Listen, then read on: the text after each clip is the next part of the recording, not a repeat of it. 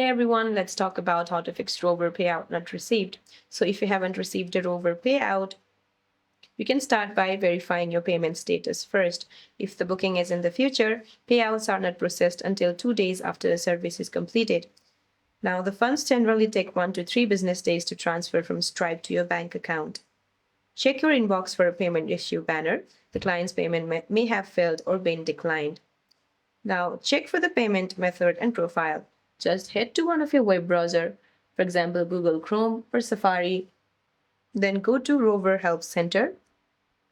Tap on the website. Then log into your account and check your receive payments section to ensure your banking details are accurate. Now verify that you have connected or updated to Stripe, as this is the primary payment processor.